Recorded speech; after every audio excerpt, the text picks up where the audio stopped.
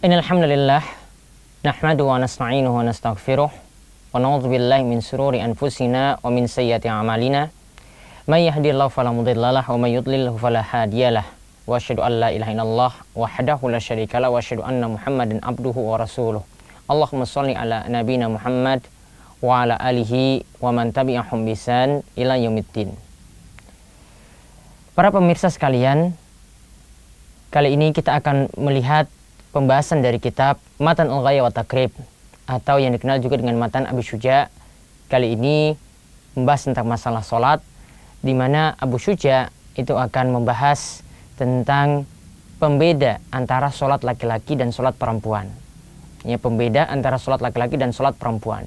Beliau menyampaikan hal ini setelah menyampaikan tentang rukun sholat, setelah menyampaikan tentang sunnah-sunnah sholat, lalu beliau menyampaikan apa saja perbedaan antara sholat laki-laki dan sholat perempuan. Di sini yang pertama beliau sampaikan untuk sholat laki-laki, ya, untuk sholat laki-laki itu sholat, ya, dengan menjauhkan lengannya, ya, menjauhkan lengannya saat dia itu ya turun ruku atau sujud, ya. Ketika sujud itu nampak jauh dari lambungnya, ya, itu nampak jauh dari lambungnya. Kemudian saat ruku, ya, ketika itu keadaannya tangan itu memegang lutut, ya, dan keadaan itu membungkuk, ya, keadaan itu membungkuk. Nah, itu posisi saat sujud dan rukuk, ya, posisi saat sujud dan rukuk. Nah, perbedaannya dengan perempuan, ya, saat perempuan ruku atau sujud, itu kata beliau, ya, bahwasanya sholat perempuan itu tadummu ba'daha ila ba'd. Bahwasanya sholat perempuan itu yang merapat untuk anggota-anggota badannya. Jadi tidak merenggang jauh, misalnya antara, ya, dia ketika sujud ya membuka tangannya, tidak demikian, namun merapatkannya. Hal ini disebabkan mubalaghatu fis satar, karena tujuannya untuk, ya, menutup diri pada wanita itu yang lebih sempurna, untuk menutup diri yang sempurna. Maka agak lebih rapat untuk wanita dibanding dengan laki-laki saat melaksanakan sholat.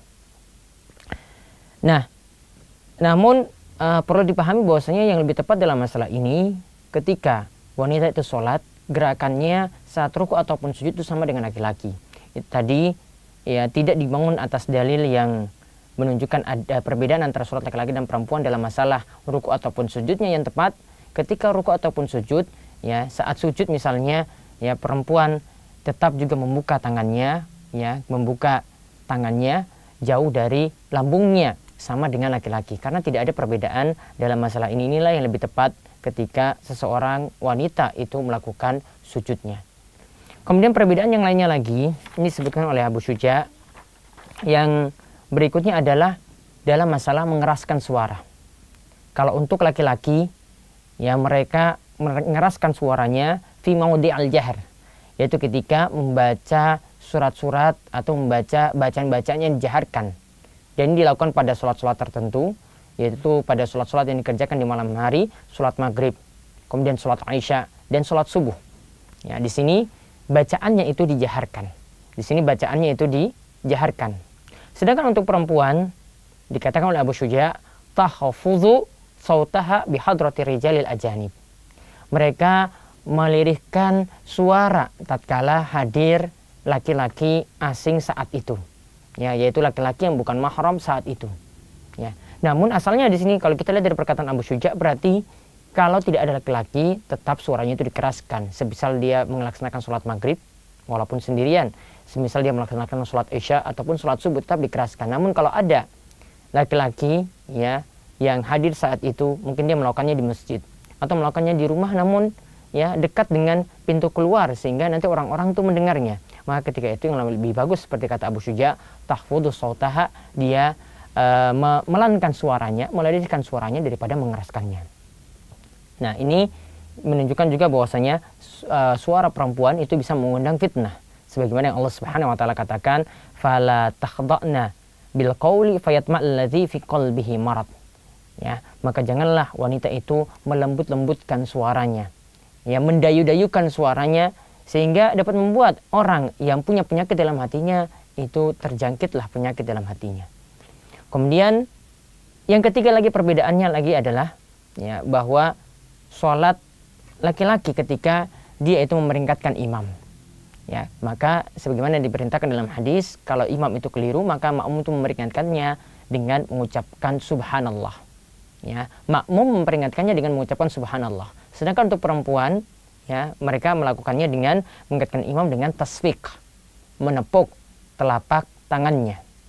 Ya, menepuk telapak tangannya sebagaimana disebutkan dalam hadis, jika imam itu diingatkan keliru, diingatkan, ya, falyusabbih, maka bertasbihlah. Fa innahu idza sabah iltafat ilaihi. Karena ketika seseorang itu mengucapkan tasbih subhanallah, maka imam itu akan mengingatnya, maka akan melihatnya.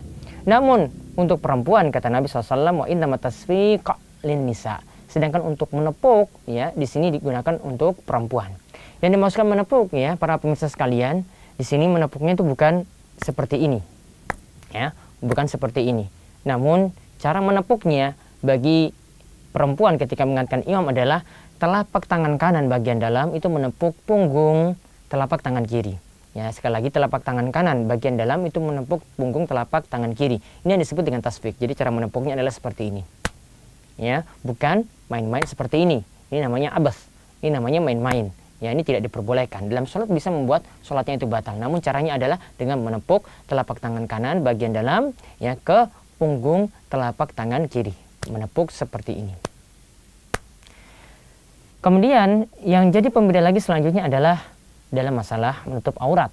Ya, di sini dikatakan oleh Abu Syuja, untuk laki-laki auratnya adalah ma baina surratihi wa rukbatihi, yaitu antara pusar dan lutut. Ya, untuk laki-laki auratnya adalah antara pusar dan lutut. Nah, ini sudah jelas, sangat jelas sekali disebutkan, diantaranya adalah dari hadis Abu Ayyub Al-Ansari, di mana ia pernah mendengar Nabi SAW bersabda, wa ma fawqa rukbataini minal aurah wa ma asfala minas surra aurah. Dan yang di atas lutut itu adalah aurat, dan yang di bawah pusar itu adalah aurat. Ya, yang di atas lutut itu adalah aurat, yang di bawah pusar itu adalah aurat. Ya, artinya di sini kita perhatikan bahwa ini aurat untuk laki-laki seperti itu. Namun keadaan dia sholat, hendaknya dia memakai pakaian yang lebih sempurna, tidak sebatas antara hanya menutup, lantaran menutup pusar dan lutut, tidak demikian. Tetap dia melakukan sholat itu dengan sempurna. Ya, dengan menutup aurat dengan sempurna, artinya sampai pundak pun dia tutup, begitu juga di bagian bawah lutut pun dia menutupnya. Kemudian untuk perempuan bedanya auratnya adalah seperti kata Abu Syuja, jami'u badan al-hurra auratun illa wajaha wa kafaiha. Untuk wanita merdeka, maka seluruh tubuhnya itu adalah aurat kecuali wajah dan kedua telapak tangannya. Kecuali wajah dan kedua telapak tangannya. Di sini kenapa dikecualikan demikian? Ya, karena ini menurut pendapat jumhur atau mayoritas ulama, di mana mereka menafsirkan firman Allah Subhanahu wa taala, wala yubdina zinatahunna illa ma dhahara minha.